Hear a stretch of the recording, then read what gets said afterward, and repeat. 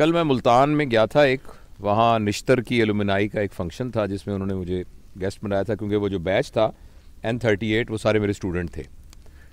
तो वहाँ उन्होंने कहा कि कोई ऐसी बात ना कीजिएगा जो डॉक्टरी की बात हो। कहते हम डॉक्टरी की बातें कर करके, लोग इंग्लैंड से आए हुए थे, अमेरिका से आए हुए थे। तो मैंने उनको ये बताया और मैंने वीडियो अपलोड भी की है कि वेल बीइंग है ना, कि इंसान खुश है, उसका क्या क्राइटेरिया है जिससे पता लगे कि इंसान खुश है। उसमें से एक क्राइटेरिया ये था कि इंसान की सेहत अच्छी होनी चाहिए। अगर इंसान की सेहत अच्छी ना हो तो वो वेल बीइंग क्या है, फ़र्ज़ करें उसको बहुत सारे पैसे हैं, उसकी बहुत बड़ी गाड़ी है, उसका बहुत बड़ा घर है, लेकिन अगर उसकी सेहत ठीक नहीं है। अच्छा, उन्होंने पूछा जी सेहत ठीक करने के बारे में बताएं। मैंने कहा जी उसमें से जो अहम है ना वो 4 बातें हैं। पहली बात यह कि आप खाना प्रॉपर खाएं, और दूसरी बात यह कि रोज़ाना एक्सरसाइज करें, और तीसरी बात जो थी कि प्रॉपर स्लीप होनी चाहिए, और जो चौथी बात जिसके बारे में मैं आपसे बात करने चला हूं वो है लेजर टाइम। लेजर टाइम क्या होता है? जो आप दुकान पे बैठते हैं वो लेजर टाइम नहीं है, जो आप शॉपिंग करने जाते हैं वो लेजर टाइम नहीं है, जो आप फर्ज करें मैं सर्जन हूं, मैं ऑपरेशन को बड़ा एंजॉय करता हूं, मगर ये भी लेजर टाइम नहीं। Work time is not a leisure time. Leisure time वो होता है जिसमें आपका कोई एजेंडा ना हो। आपने जैसे हम यहाँ आए हैं ना, हमारा कोई एजेंडा नहीं है, हमने बैठ के किसी खास मौजू पे डिस्कस नहीं करना, हमें पता भी नहीं हमने किस मौजू पे। तो अपने दोस्तों के पास जाना, अपने प्यारों के पास जाना और जाके उनके साथ बैठकर बगैर किसी मौजू के बात करना, ये वो बात थी जो पुराने ज़माने में बैठकों में हुआ करती थी। अगर आप किसी गांव में जाएं तो गांव के अंदर एक जगह होती थी, चौपाल जिसे कहते थे, वहाँ चारपाइयाँ पड़ी होती थी, लोग आके वैसे ही बैठ जाते थे, हुक्का पी रहे हैं, गप्पे मार रहे हैं और कोई पर्पज़ नहीं है, बस बैठे बत मारे। ये है लेजर टाइम। अनफॉर्चुनेटली पैसे की दौड़ में और वसाइल को ज़्यादा हासिल करने की दौड़ के अंदर हमारा प्रॉब्लम हो गया है कि हमारे पास लेजर टाइम नहीं है। और आपने ये चीज़ अगर देखनी हो ना तो वेस्ट में जाके देखें कि वहाँ इतनी कैलकुलेटेड लाइफ है कि एक महीना, मैं अभी इंग्लैंड जाना था तो मेरे एक दोस्त आए, तो मैंने कहा मैं आऊँगा, वो कहते बहुत मुझे खुशी होगी लेकिन मेहरबानी करके मुझे 2 महीने पहले बताना। अच्छा, हमारे गाँव में ये होता था कि जैसे पंजाबी में ना पैण ये कह के दरवाज़ा खोल के अंदर चले गए। पैण भी ज़ोर से इसलिए कहते थे कि अगर किसी ने पर्दा वर्दा ना किया हो, सर पे दुपट्टा नहीं है तो वो ले लो।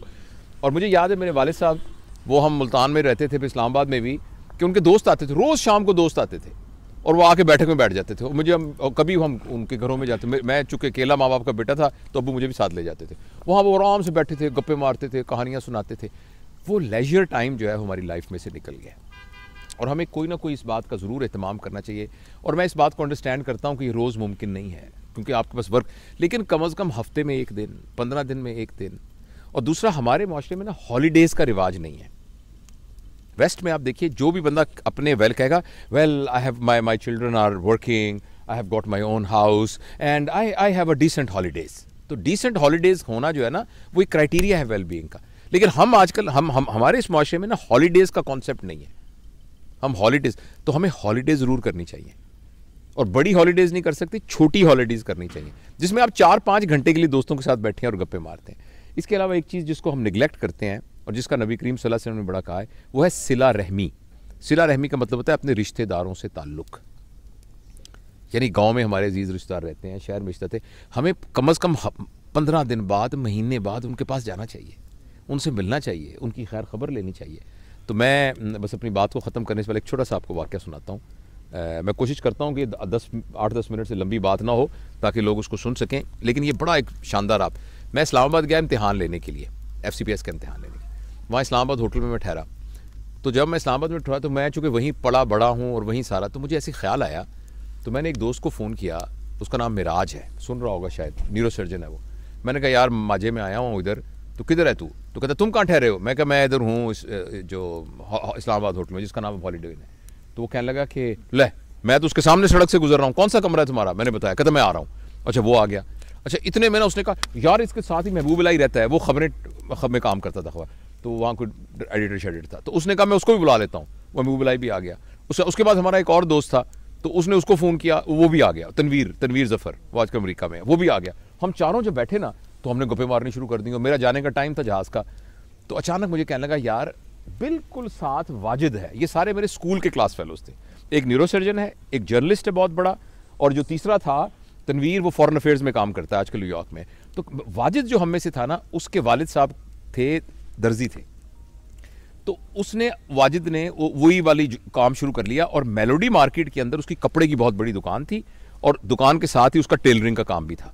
तो उसने कहा यार मैं वाजिद को पता लगेगा कि तुम आए हो जब, तो बड़ा खुश होगा, तो चलते हैं। तो मैंने कहा चलते हैं। तो मैंने नीचे सामान चेकआउट होने के लिए मैंने कहा साथ ही वॉक करके चलते हैं। हम वॉक करते करते करते वहाँ पहुँचे तो बड़ी सी दुकान थी, तो वहाँ हम अंदर गए तो उसने कहा कि एक लड़का निकला। तो मैंने कहा कि बेटा, उसने कहा महबूब लाई नहीं, क्योंकि ज़रा मैं तो बहुत सालों से देखा ही था। तो वो कहने लगा कि वाजिद किधर है वाजिद साहब? तो उसने गौर से देख के कहने लगा आप अंकल कौन है? तो हमने कहा हम वाजिद के क्लास फेलो हैं सारे। कहने लगा अब्बू तो 2 साल हो गए, फौत हो गए। एकदम मैं तो शौक में हो गया, और महबूब इलाही रोने लग गया, ऐसे करके रोने लग गया। उसने कहा यार तू तो यहाँ नहीं रहता, मैं तो यहाँ साथ के मोहल्ले में रहता हूँ, और मुझे पता भी नहीं मेरा क्लास फेलो 2 साल हो गए, फौत हो गया। तो एकदम ना फिर मैंने उस बच्चे को गले लगाया। मैंने कहा बेटा तू हमें बिल्कुल नहीं जानता, हम तेरे चाचे हैं हम, और तेरे अब्बा के दोस्त थे। और बड़ा फिर बैठ के हमने फातिहा पढ़ी, और वापसी पे हम सब ने ये फैसला किया कि यार ज़िंदगी का क्या पता है, तो जब तक हम जिंदा हैं हमें अपने दोस्तों से, मिलने वालों से, ताल्लुक़ वालों से राब्ता नहीं मुनक़ता करना चाहिए, उनको मिलते रहना चाहिए। कई लोगों से हम इसलिए नहीं मिलते कि उनसे हमारे ख्यालात नहीं मिलते, या जी उनसे फ़लानी लड़ाई हो गई थी, फ़लानी हमारी शादी में वो नहीं आया था, फ़लानी। ये इतनी छोटी छोटी बातें हैं कि इनको दरगुजर करना चाहिए, और अपने प्यारों से, रिश्तेदारों से मिलना चाहिए, और लेजर टाइम। और जिस तरह हम देखें ये अहमद साहब हैं जनाब, डॉक्टर अहमद साहब, और सारे हमारे पूरी फैमिली यहाँ बैठी हुई है, और हम इंजॉय कर रहे हैं इस लेजर टाइम को। Thank you.